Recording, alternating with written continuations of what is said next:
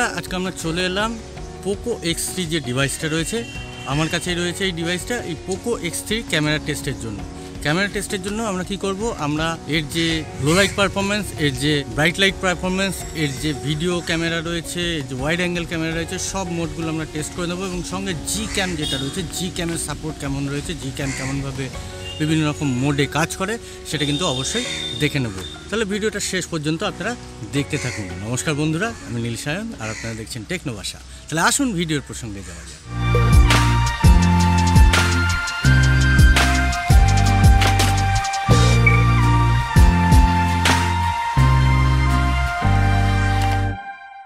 বন্ধুরা ভিডিও শুরুতেই বলবো, আপনি যদি নতুন হয়ে থাকেন চ্যানেলে তাহলে কিন্তু অবশ্যই চ্যানেলটা সাবস্ক্রাইব করে পাশে বেল আইকনটা ক্লিক করে অল করে দেবেন, কারণ সাবস্ক্রাইবার সংখ্যা বাড়ছে। আর আপনারা অবশ্যই কিন্তু ভিডিওটা দেখুন। ফেসবুক গ্রুপের লিঙ্ক কিন্তু ডেসক্রিপশন বক্সে দেওয়া আছে, আপনারা অবশ্যই ফেসবুকে গ্রুপে জয়েন করুন আর সেখানে বিভিন্ন আলোচনার মাধ্যমে আপনাদের উপস্থিতি জানান। বন্ধুরা Poco X3 day light performance আমরা যদি দেখি যে ডে লাইটে কিন্তু খুব ভালো পারফর্ম করছে পোকো X3, এবং আমরা যদি অন্যান্য ক্যামেরার সঙ্গে তুলনা করি তাহলে দেখব যে কালার যে ডেপথটা রয়েছে বা কালার অ্যাকুরেসির দিক থেকে বা ফোকাসিংয়ের দিক থেকে বলুন বা অন্যান্য যে বিষয়গুলো রয়েছে যেমন এক্সপোজার, সেই ক্ষেত্রে কিন্তু পোকো খুব ভালো কাজ করছে ডে লাইটের ক্ষেত্রে কোনো অসুবিধা দেখছি না। এবং এর যে জি ক্যামটা রয়েছে, জি ক্যামেও কিন্তু খুব ভালো পারফরমেন্স করছে। পোর্ট্রেট মোড যদি দেখি, পোর্ট্রেট মোডেও কিন্তু যথেষ্ট ভালো কাজ করছে। এর যে এজ ডিটেকশন রয়েছে, এজ ডিটেকশন খুব ভালো পারফর্ম করছে, এদিক থেকে কোনো অসুবিধা আমরা দেখছি না। এছাড়া আমরা যদি লো লাইট পারফরমেন্সের কথা বলি, সাধারণ চোখে কিন্তু লো লাইট পারফরমেন্সে যে ছবি উঠছে, ছবিটা খুব একটা খারাপ লাগছে না, যথেষ্ট ভালো লাগছে, যথেষ্ট আকর্ষণীয় লাগছে। কিন্তু এটাকে যদি আমরা একটু জুম করি তাহলেই বুঝতে পারবো লো লাইট পারফরমেন্স কিন্তু এক্ষেত্রে ইমপ্রুভমেন্টের দরকার ছিল। অন্তত অ্যাপারচার আরেকটু কমিয়ে পোকো এটাকে আরও একটু ইমপ্রুভ করতে পারতো, কারণ একটু জুম করলেই বোঝা যাচ্ছে এখানে প্রচণ্ড পরিমাণ গ্রেইন আসছে।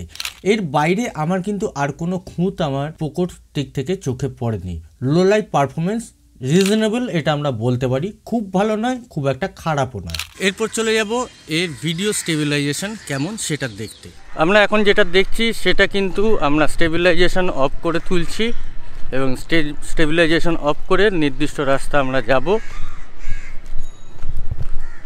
এবার আমরা ভিডিওতে স্টেবিলাইজেশন অন করে যাচ্ছি। আপনারা দেখছেন আগের যে ভিডিওটা ছিল সেটা স্টেবিলাইজেশন অফ করা অবস্থায়, এটা স্টেবিলাইজেশন অন করা অবস্থায়।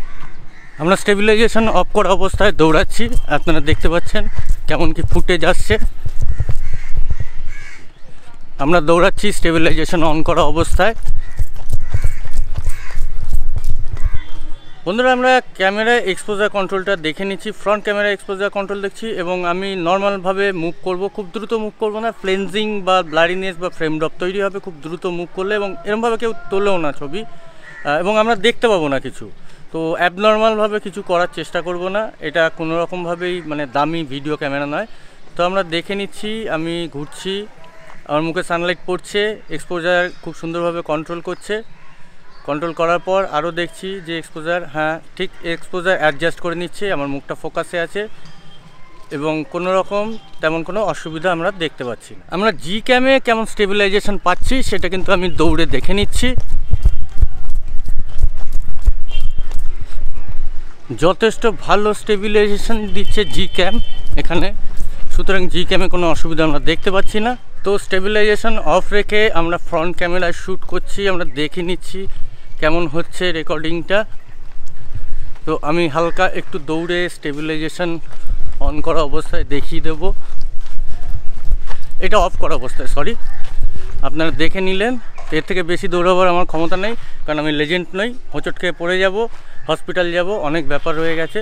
সুতরাং যারা স্টেবিলাইজেশন অন করে ফ্রন্ট ক্যামেরা দিয়ে ব্লগ টাইপ রেকর্ডিং করবে এবং দৌড়াদৌড়ি করবে তাদের জন্য শুভেচ্ছা রইল। আমরা স্টেবিলাইজেশন অন করা অবস্থায় মানে ব্লগিং মোডে আমরা আর কি অন করে তুলছি ছবি, এবং ব্লগিং মোডে আপনারা জানেন যে খুব একটা বেশি শেক হয় না, কারণ হচ্ছে গিয়ে ব্লগিং মোডে আমরা সাধারণত দৌড়াই না, ক্যামেরার দিকে তাকিয়ে বা ক্যামেরা স্ক্রিনের দিকে তাকিয়ে যদি আমরা দৌড়াদৌড়ি করি নিশ্চিন্ত পরিমাণ হোঁচট খাবো। সুতরাং মানে এখানে দৌড়ে টেস্ট করার কোনো ব্যাপার নেই, তাও আমি হালকা একটু দৌড়ে দিলাম, দেখিয়ে দিচ্ছি আপনাদের কেমন লাগছে স্টেবিলাইজেশনটা, এটা আপনারা নিশ্চিন্ত করে বলতে পারছেন। তো যারা ভাবে যে ব্লগিং মোডে দৌড়াদৌড়ি করবে তাদের একটা তারা লেজেন্ড, তো সেই লেজেন্ডের দলে আমি পড়ি না। আপনারা যদি পড়তে চান তাহলে আমি বলবো হসপিটাল খরচা রেখে কিন্তু পড়বেন। বন্ধুরা, স্টেবিলাইজেশন অন করার পর আমি যখন ওয়াইড অ্যাঙ্গেল মোডে চলে গেলাম তখন কিন্তু দেখলাম যে এখানে ক্যামেরাটা কাজ করলো না, হ্যাং করে গেল, ক্যামেরা অ্যাপটা হ্যাং করে গেল। সুতরাং এটা একটা নির্দিষ্ট পরিমাণ ইস্যু রয়েছে এবং পোকো এই জায়গাটায় হাইলাইট করবে বলে আমার মনে হয়। এটা অবশ্যই আমি কমিউনিটিতে জানিয়ে দেবো। বন্ধুরা, আমরা দেখে নিলাম পোকো এক্স3 ক্যামেরা রিভিউ।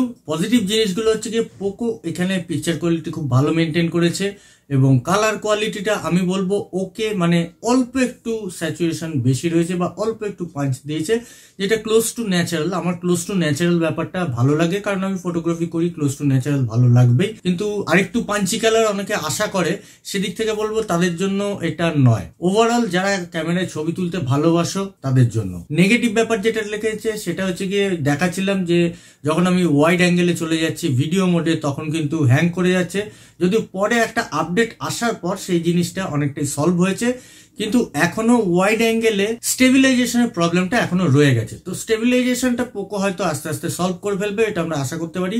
এছাড়া জি ক্যাম দিয়ে যদি আমরা ছবি তুলি সেটাও দেখেছি, জি ক্যাম দিয়ে যথেষ্ট ভালো ছবি এসছে এবং কালার অ্যাকুরেসি ওখানে অনেক বেশি এসছে, মানে প্রায় নর্মাল। আমি ক্যাননের সঙ্গে তুলনা করেছি, ক্যাননের ছবির সঙ্গে প্রায় নর্মাল আর কি ছবি এসছে।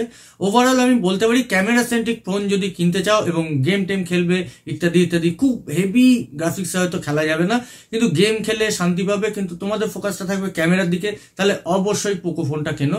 আর গেম খেলার সময় যেটা আমার অ্যাডভান্টেজ লেগেছে সেটা আমি জানিয়েছি রিভিউ ভিডিওতে, সেটা যদি না দেখে থাকো তাহলে অবশ্যই রিভিউ ভিডিওটা দেখে নেবে। ভিডিওটা কেমন লাগলো সেটা জানাবে। তোমাদের আরো কিছু যদি জিজ্ঞাসা থাকে ক্যামেরা সম্বন্ধে অবশ্যই কিন্তু নিচে কমেন্ট করে দেবে, আমি কমেন্টে রিপ্লাই দেবো। যদি ভিডিও বড় হয় তাহলে একটা কিউএনএ সেশন নিয়ে চলে আসবো।